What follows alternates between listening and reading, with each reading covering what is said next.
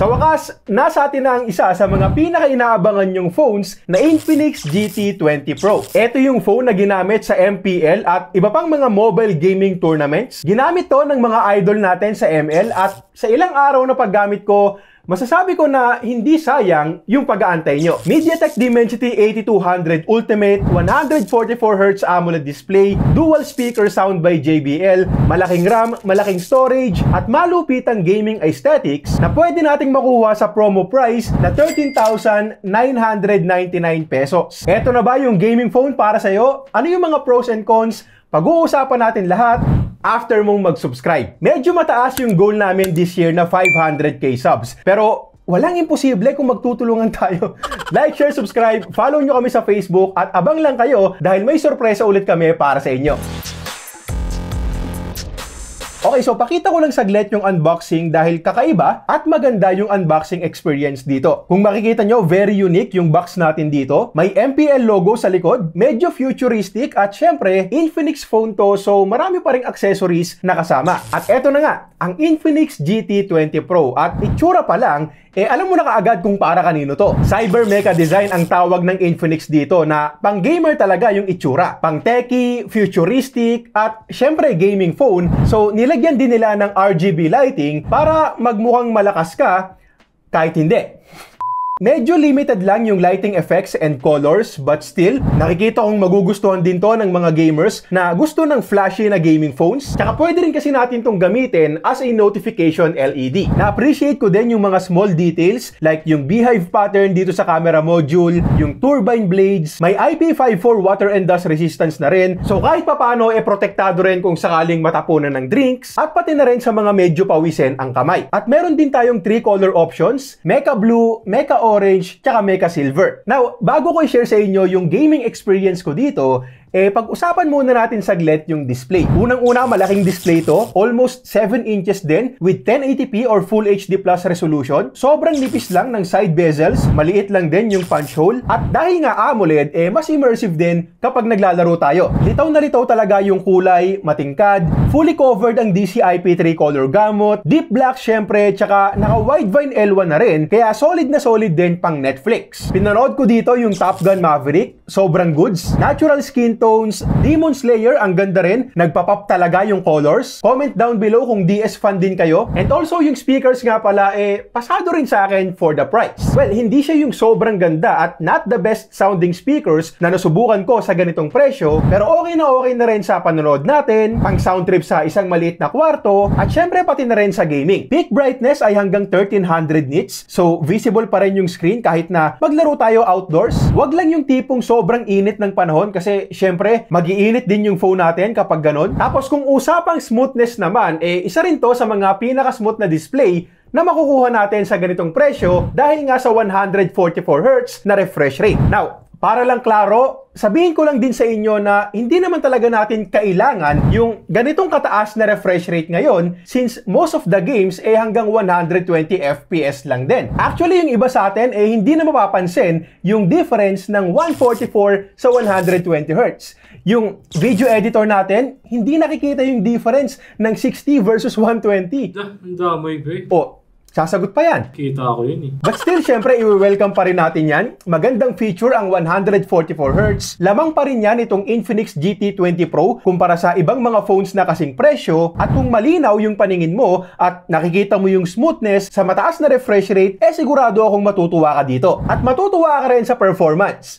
Well, syempre tournament phone nga so pangit naman kung hindi, di ba? 4nm MediaTek Dimensity 8200 Ultimate yung ginamit na SoC. Malakas na chipset yan for a mid-range phone, lalo na sa ganitong price. 256GB yung internal storage na UFS 3.1 at 12GB naman yung physical memory na LPDDR5X na rin na meron pang up to 12GB din na RAM expansion. Maganda rin yung ginawa ng Infinix sa software kasi gumawa sila ng sariling version ng XOS skin para dito. Ito yung XOS 14 for GT at malinis yung software experience dito. Well, may ilang mga Infinix applications pa rin na naka-install na personally hindi ko kailangan pero malayong malayo kumpara sa talamak na bloatwares ng Realme UI at HyperOS ng Poco. Tapos pagdating naman sa tagal ng software support, nangako ang Infinix ng dalawang upgrades. So, hanggang Android 16 tayo. Tapos, 3 years naman yung security patches. So, aabot din hanggang 2027. Hindi yan yung pinakamatagal na software support na makikita natin, but considering the price, hindi na rin talaga masama. Ang Tutu benchmark score na nakuha ko ay more than 900k. Very impressive for the price. Kayang-kayang tapatan yung performance ng mga mas mahal na phones ng ilang brands. At of course, sa ganitong kataas na score, expect nyo na walang magiging problema sa mga everyday apps natin like social media, productivity, banking apps. Kahit pagsabay-sabayin okay lang din. So, gaming naman yung pag-usapan natin. Siyempre, una kong sinubukan yung Mobile Legends since MPL tournament phone nga to. So, feeling ko ang lakas-lakas ko pag gamit ko to kahit na epic lang yung rango ko. Meron tayong tatlong performance profiles dito sa X-Boost Gaming Overlay ng Infinix. Power Saving Mode, Equilibrium or yung Balance Mode, tsaka Performance Mode. First game ko, naka-balance mode lang. Ultra Graphics, Ultra Frame Rate syempre. At maganda talaga yung performance dito. Hindi ako bumaba ng 100 FPS sa buong laro kahit pa sa mga clash. 117 FPS on average yung nakuha ko, na personally mako-consider ko na rin na stable 120. Medyo sumakit nga lang yung ngipin ko sa second game kaya natalo kami. Pero kung usapang performance ng phone, legit na very capable talaga para gawing tournament phone sa Mobile Legends. Available din yung max setting sa CODM at una ko munang sinubukan yung multiplayer mode. Walang delay sa gyroscope, okay na okay yan. Touch sampling rate ay hanggang 360Hz, so very responsive din yung display natin. Supported dito ang 90fps mode para sa mga magtatanong. Bababa nga lang yung graphic settings natin kapag sinet sa ultra frame rates. Alam nyo naman yan kung naglalaro kayo nito. At nagulat ako kasi supported na rin pala ang 90 FPS sa VR mode. Hindi ako sure kung bagong update lang ba to, pero yes, very close to 90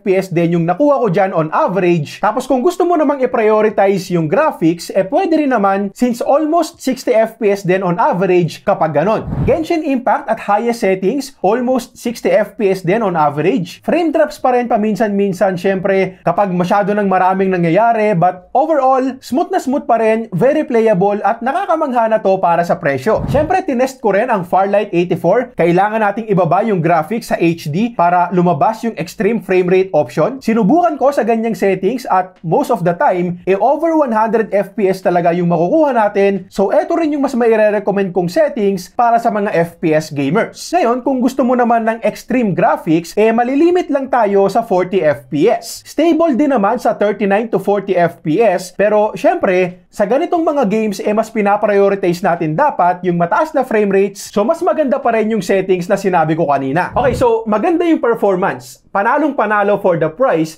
Pero, kamusta naman yung thermals? Tulad ng dati, 24 degrees Celsius ulit yung room temperature nung nag-test ako. Again, sa second game ng Mobile Legends, sinet ko to sa performance mode at umabot ako doon ng 43 degrees sa harap at 39 degrees naman sa likod with average FPS of 117. Ngayon, kung ikukumpara naman natin yan sa first game ko, nung naka-balance mode lang tayo, 112 FPS yung nakuha kong average doon, pero yung temperature ay umabot lang ng 40 degrees sa harap at 37 degrees sa likod. At malaki-laking difference din yan sa temperature, so I suggest na mag-balance mode na lang din kayo kasi kahit sa ganyang mode, swabing-swabe na rin naman itong Mobile Legends. Siguro mag-performance mode ka na lang kung sobrang importante talaga nung laban sa'yo. Like, for example, pinusta mo yung titulo ng lupa nyo, yun, dapat talaga naka-performance mode ka. Walang duwag sa ating lahi. Matatatang tayong lahat. Tapos sa mga graphic-intensive games naman, extreme graphics, high frame rates ng Farlight 84, umabot lang tayo ng 41 degrees, so goods naman. However, kapag sinagad natin yung frame rates like HD graphics, 120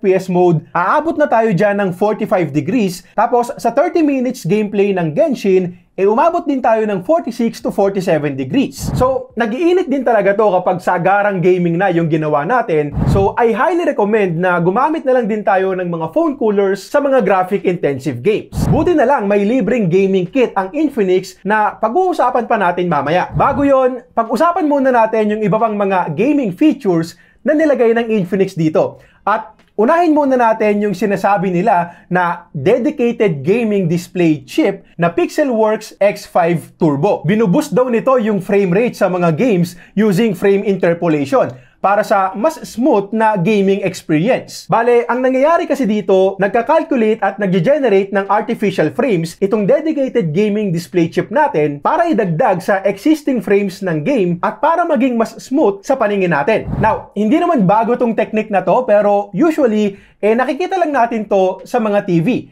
Medyo mahirap ipakita dito sa YouTube video. So, para mas ma-imagine nyo, kung nagagawi kayo sa mga appliance center, malamang nakakita na kayo ng mga TV na mas smooth at mas realistic tignan kumpara sa iba. Kahit na pareho lang naman yung palabas. Halimbawa, meron tayong dalawang TV tapos 24 FPS lang talaga yung palabas.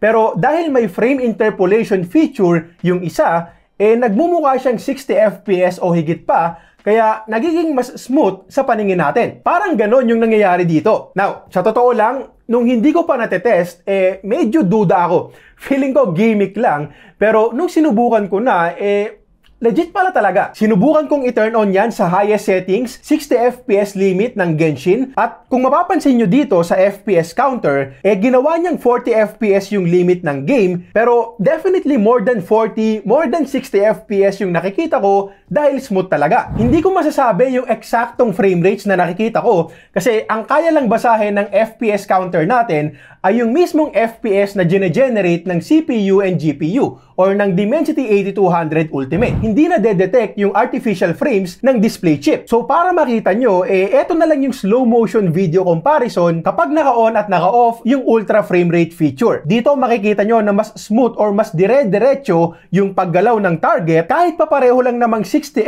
FPS yung generate na frames ng MediaTek Dimensity 8200 Ultimate. At malamang yung iba sa inyo iniisip na rin ngayon na baka makatulong din to sa pagbaba ng temperature. Kasi nga, tulad ng nakita natin kanina sa Genshin, nilimit niya sa 40 FPS yung game. So, ibig sabihin, hindi na masyadong mapupuwersa yung CPU and GPU. Kasi 40 FPS na lang yung kailangan niyang i-generate instead of 60. At dahil nga hindi masyadong mapupuwersa, baka hindi rin gaanong mag-init yung phone natin. At yes, makakatulong sa temperature pero konti lang. 45 to 46 degrees na lang yung nakuha kong temperature nung naka-turn on itong ultra frame rate mode. At again, 47 degrees nung naka-turn off. So tulong pa rin naman. Hindi lang talaga yan yung malakihang pagbaba sa temperature. Now, alam ko na parang too good to be true itong feature na to. So medyo hinahanapan ko rin ng buta sa totoo lang. I mean, what's the catch, di ba? At may nakita ako sa internet na nadadagdagan daw yung latency kapag naka-turn on yan. Pero sa actual testing ko, meron. Pero hindi naman sobra-sobrang delay na tipong pagpindot ko 10 years bago umatake yung character ko. Hindi naman ganon. So tingin ko pwedeng-pwede itong gamitin sa mga RPG games like Genshin, pero hindi ko siya gagamitin sa mga games na sobrang importante talaga ng latency like FPS games, Call of Duty, PUBG, and Farlight, at pati na rin sa Mobile Legends. Susubukan ko pa to ng mas matagal. I-update ko kayo dyan sa comments or maybe sa Facebook page natin kung may encounter pa kaming issues. But so far, very interesting. Very impressed ako sa feature na to. At nakaka-excite kung ano pa yung may aambag nitong frame interpolation sa future ng mobile gaming. Okay, so sa battery naman, 5,000 mAh yung capacity. PCMark battery test natin, nasa 11 hours lang yung screen on time. So, hindi ganun kakunat at saktuhang battery life lang for a day of use. Buti na lang, less than 1 hour yung charging time natin gamit yung 45-watt charger. At kung sakaling magdamagan ka akong maglaro, good news naman dahil meron tayong bypass charging at L-type na rin yung cable na included sa box, so mas komportable rin kapag naglalaro tayo while plugged in. Camera performance, sasaglitin lang natin. Meron tayong 108 megapixel main shooter with OIS, 2 megapixel depth sensor, 2 megapixel macro at 32 megapixel selfie cam. Gaming or performance-centric phone to, so hindi talaga ako nag-e-expect ng magandang camera, pero maganda rin pala yung makukuha nating photos dito. I mean, hindi naman super duper ganda at syempre kung camera talaga ang priority mo, mas okay pa rin yung mga camera-centric phones na nasa ganitong presyo. But for the price, nagustuhan ko yung mga kuha dito. Detailed, sharp, mapapansin nyo na may pagka-warm yung kuha. Una, dahil around 6 AM to 7 AM kinuha tong mga to, so kakasikat lang ng araw. At pangalawa, usually may pagka-warm din talaga yung color processing ng Infinix. Overall, pasado sa akin tong camera, lalo na't hindi naman talaga ito yung focus nila. Good news din sa videos dahil hanggang 4K 60 FPS yung kayang record. Wala nga lang stabilization sa 4K 60. 4K 30 lang din yung mapapakita ko sa inyo ngayon para i-match dito sa YouTube video natin. At dito sa 4K 30, meron na tayong EIS. May konting alog pa rin kahit na naka-turn on to, so wag tayong mag-expect ng malagimbal na stabilization. Pero kung sasamahan natin yan ng steady hands, like dalawang kamay yung gamit natin pang record, makakakuha din tayo ng stable na videos. Okay, so eto naman yung video quality gamit ang front-facing camera nitong Infinix GT20 Pro. Hanggang 2K 30fps tayo dito, which is good. Nakita ko nga lang na parang medyo nag-i-struggle siya sa autofocus. And as usual, walang stabilization sa ganitong resolution. So kailangan pa nating bumaba ng 1080p para ma-enable yung EIS. Gamit ko rin ngayon yung built-in microphone, so let me know sa comments kung okay din yung audio quality. At para nga pala sa sorpresa, meron tayong pamigay na dalawang Ugreen Robo gun chargers. Ayan, mga napaka-cute na gun chargers nito. Para makasali, i-comment nyo lang yung honest opinion nyo tungkol dito sa Infinix GT20 Pro. Wala nang ibang sasabihin, yung pros and cons lang para sa inyo. Syempre, subscribe na rin, tsaka follow nyo kami sa Facebook dahil doon ko i-announce yung panalo next week.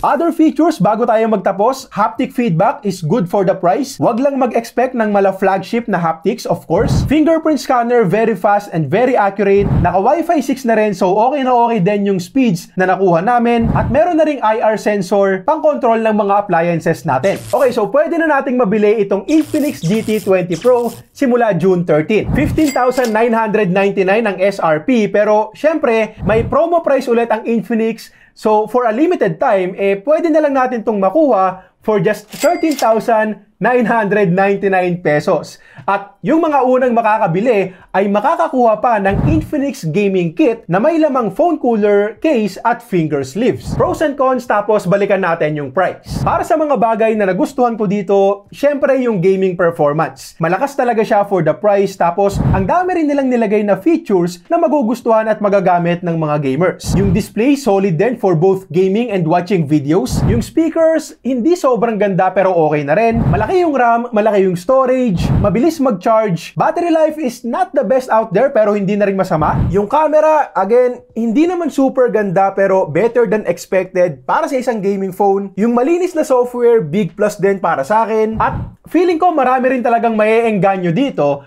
dahil nga ginamit to sa MPL. Kasi hindi naman to i-approve sa mga tournaments kung hindi maganda yung performance. Pero syempre hindi pa rin yan perfect. Walang headphone jack, walang micro SD card slot, walang nabanggit na Corning Gorilla Glass protection, so buti na lang may kasamang tempered glass. Tsaka umiinit din kapag sagad-sagara na yung gaming natin, so gamit tayo ng phone cooler sa mga graphic intensive games. So overall, kung tatanungin ako kung sulit to, sa promo price na 13,999 with free gaming kit, yes na yes ako dyan. Para sa akin, best offer yan ng Infinix this year. At sa totoo lang, good deal pa rin kahit sa SRP na 15,999. Pero syempre hanggat maaari, abang-abang na lang din tayo ng promo para masulit. Tsaka, as a tech reviewer kasi na nakakagamit ng marami-rami namang phones kahit papano, na-appreciate ko yung ginawa ng Infinix dito. I mean, nakita ko kasi talaga na pinag-isipan to ng Infinix. Iilang brands na lang din kasi ang gumagawa ng ganitong klase ng gaming phone sa ganitong price. Usually sa ibang mga brands, maglalagay ng malakas na chipset, tapos yun na yun, gaming phone na yun. At okay din naman yun kasi nga performance naman talaga ang priority ng mga gamers. Pero itong GT20 Pro kasi, nakikitaan pa natin ng mga extra gaming features na mapapakinabangan din ng mga gamers. Like bypass charging, esports mode, yung gaming aesthetics with RGB lighting, bihira lang din yung gumagawa sa ganitong price. Tsaka, pinaka-interesting feature talaga sa akin, yung frame interpolation. Kulang na lang talaga dito yung shoulder triggers. Magiging mas mabenta pa to kapag naglagay sila ng ganon sa next GT phones. Okay, so yun lang muna para sa ngayon. Kung nakatulong tong video, subscribe. Comment nyo na rin kung nagandahan ba kayo o hindi. Gusto kong malaman yung honest opinion nyo dito. At para sa iba pang mga Infinix phones, click nyo lang tong mga videos na to.